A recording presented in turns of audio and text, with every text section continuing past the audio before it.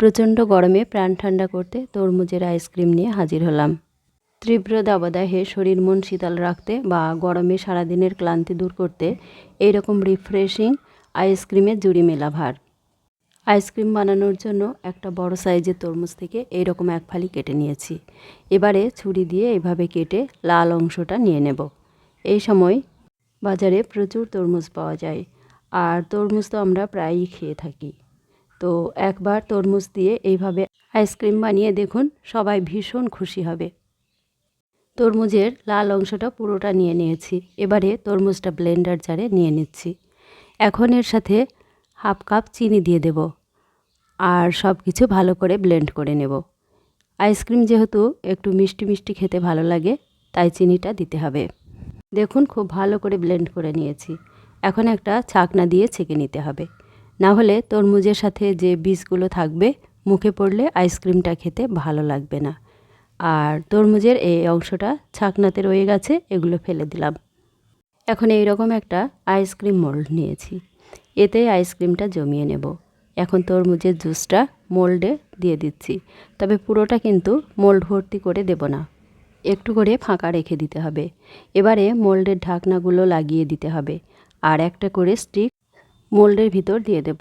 স্টিকগুলো দিয়ে ice cream মোল্ডটা deep ফ্রিজে রেখে দিতে হবে 5 থেকে 7 ঘন্টা, তবে সারা রাত রাখলে আরও ভালো হয়। এবারে আইসক্রিম মোল্ড ছাড়াও কিভাবে আইসক্রিম বানাবেন সেটাও দেখিয়ে দিচ্ছি, কারণ সবার ঘরে তো আর এই রকম আইসক্রিম মোল্ড থাকে না। তবে এই রকম কাপ কিন্তু সবার ঘরেই পাওয়া যায়, তাই না? এই কফি কাপগুলো পুরোটা ভর্তি করা যাবে না, অল্প একটু ফাঁকা রেখে দিচ্ছি। এবারে এই রকম অ্যালুমিনিয়াম ফয়েল দিয়ে মুখটা বন্ধ করে দিতে হবে। কফি কাপগুলোর মুখ বন্ধ করে নিয়েছি। এবারে একটা নাইফ দিয়ে একটু ফুটো করে নেব, আর একটা করে স্টিক দিয়ে দেব। এরপর এগুলো কিন্তু ডিপ ফ্রিজে রেখে দেব, এতে করে খুব সুন্দরভাবে আইসক্রিমটা সেট হয়ে যাবে। এখন আইসক্রিম মোল্ডগুলো কেন একটু করে ফাঁকা রেখেছি সেটাই দেখাচ্ছি। এজন্য এখানে হাফ লিটার লিকুইড দুধ নিয়েছি, আর দুধের সাথে ছোট চামচের 6 চামচ বা 1/4 কাপ চিনি দিয়ে দিলাম। এবারে দুধটা ভালো করে ফুটিয়ে নেব।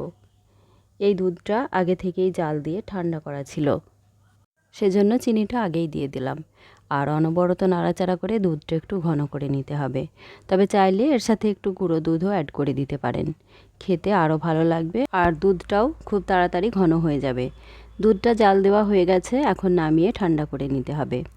এদিকে যে আইসক্রিমগুলো জমাতে দিয়েছিলাম, দেখুন খুব সুন্দরভাবে জমে গেছে। এখন এই দুধ আইসক্রিম মোল্ডে অল্প অল্প করে দিয়ে দেব।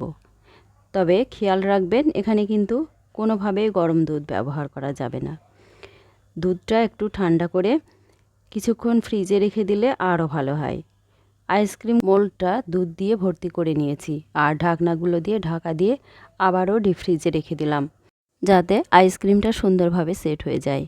একইভাবে কফি কাপগুলোও দুধ দিয়ে ভর্তি করে দিলাম, আর ঢাকা দিয়ে আবারও ডিপ ফ্রিজে রেখে দিলাম আইসক্রিমটা ভালোভাবে সেট হওয়ার জন্য। সারা রাত ডিপ ফ্রিজে রাখার পর দেখুন আইসক্রিমগুলো কত সুন্দরভাবে সেট হয়ে গেছে, আর কত সুন্দর লাগছে। এখন সব আইসক্রিমগুলো মোল্ড আউট করে নিলাম। মাত্র 3টি উপকরণ দিয়ে যে এত সুন্দর আর এত সুস্বাদু আইসক্রিম বানানো যায়, না খেলে কিন্তু বিশ্বাসই হবে না। আশা করি এই আইসক্রিমের রেসিপিটি আপনাদের ভালো লেগেছে। ভালো লাগলে প্লিজ লাইক, কমেন্ট ও শেয়ার করুন, আর আমার এই ছোট্ট চ্যানেলটা সাবস্ক্রাইব করুন। সবাইকে অসংখ্য ধন্যবাদ।